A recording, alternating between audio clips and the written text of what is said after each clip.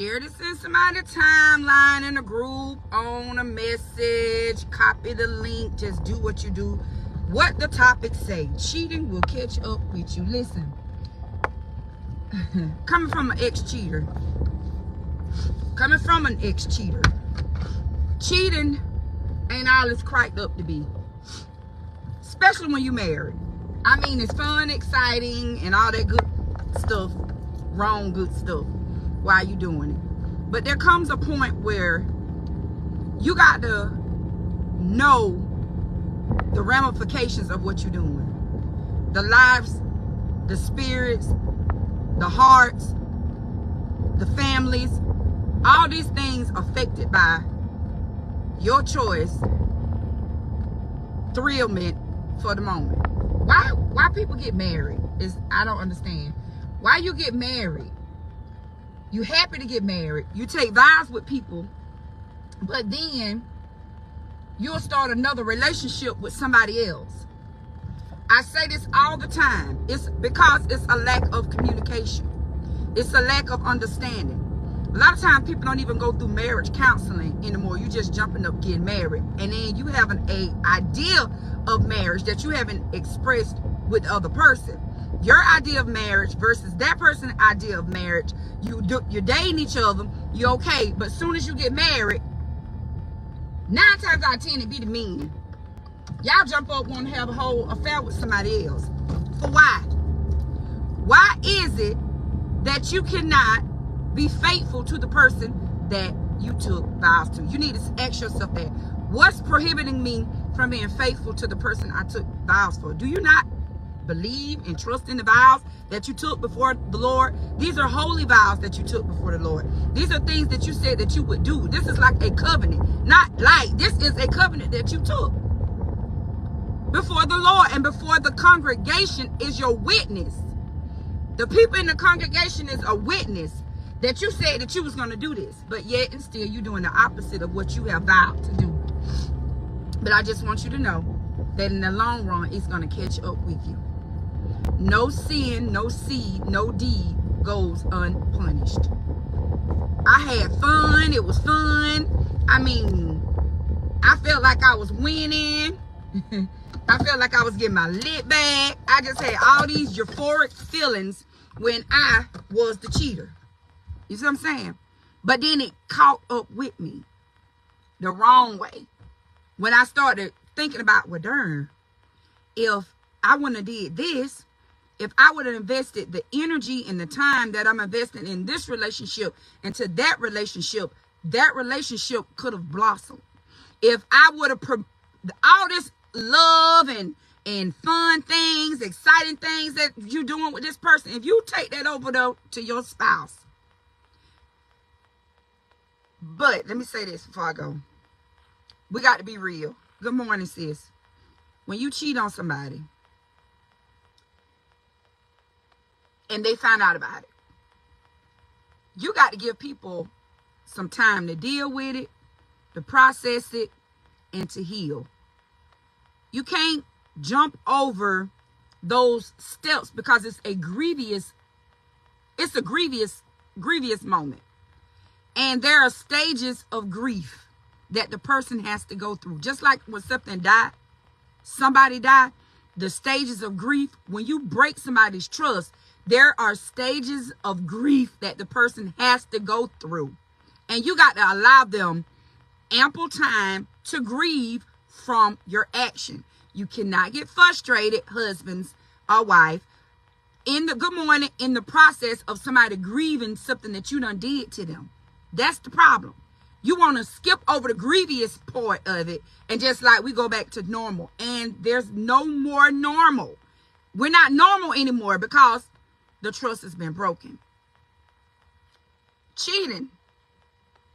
Yes, I'm telling y'all, when I was doing it, I would be, oh my God, it was so fun. I'm talking about being married, cheating. I ain't talking about when you got a boyfriend, a girlfriend, because that just is what it is. It was euphoric for me until it caught up with me.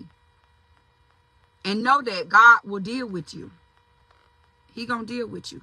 So why waste so much energy with somebody else when you can use that same energy with your spouse. Let's sit down and talk. Let's go to counseling. Let's exit those extramarital relationships. And I'm the first one to tell you, listen, if you ain't never been a cheater and your husband was the one always cheating, see, I cheated. So I'm telling you, it's hard out here when you're trying to leave. Oh, I get some new. It's hard when you're exiting that relationship. Listen, for real, because you have been having sex with somebody outside of your spouse, so there's a soul tie there. And it's heart-wrenching when you're leaving the affair, the other person. It's so complicated and weird. It's like an octopus done wrap its tentacles all around you, and the little suction things are connected to you. And the more you try to pull away from this bad relationship, the more you drawn to it. So I empathize with my brothers, and I empathize with my sisters who have to end an extramarital affair, because it is hard. It is crazy. It don't feel good. And it's worse than a high school breakup. It's complicated. So you got to look at it from that point of view too. Yes, that person is wrong. But that person is even dealing with the tug of somebody else, because they done added a third person or a fourth person into the relationship. So now I got to get a relief from this issue also. So on both ends, it's a lot of complication. So you got to be able to love each other through it. The word of God say love covers a multitude of sin. Ain't no one person. Yeah, you is wrong. You are wrong.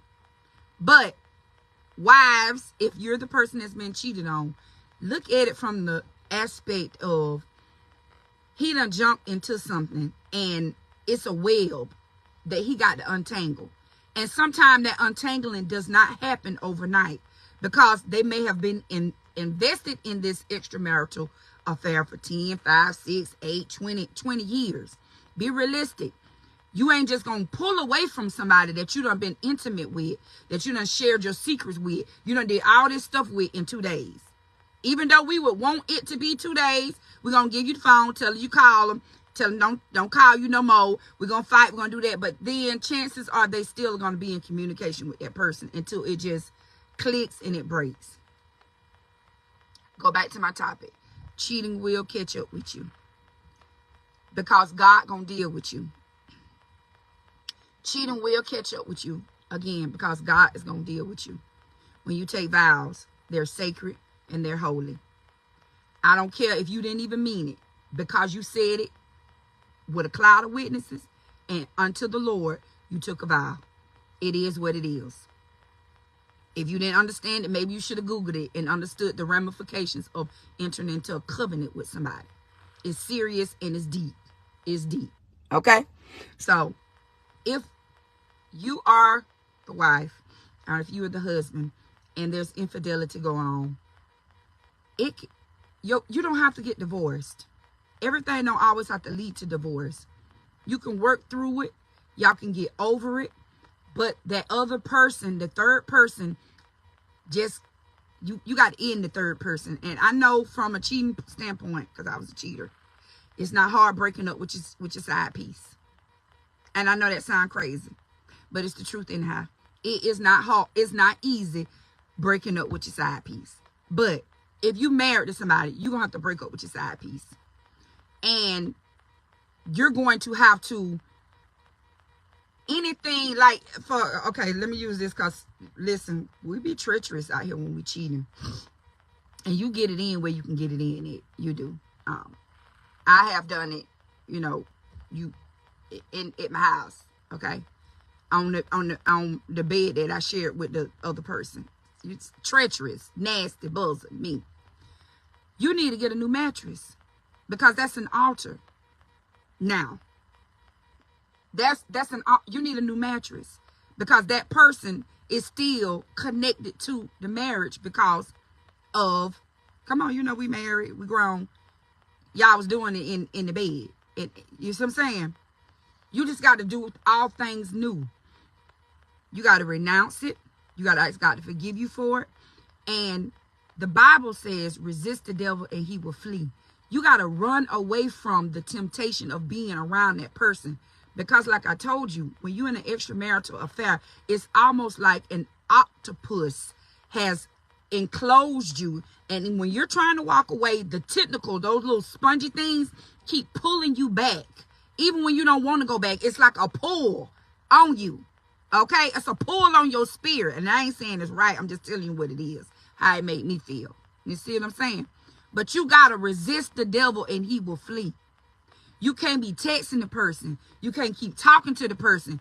Yes, you might still be thinking about the person, what y'all did. And, you know, just come on, we ain't chicken robots. You still got emotions and feelings. But you got to do what's right. And to do what's right, it's going to hurt, but you got to do it. So that you can make things right with your spouse, the person that you took vows with. Because if you jump up and divorce the person and marry the person that you're having an affair with, it's not going to work. It's just not. I'm sorry. Been there, done it, wrote a book about it. It's not going to work. It's not. So, if you don't want to be with your spouse, that's something else. But you leaving your spouse for the other person and marrying the other person, that just,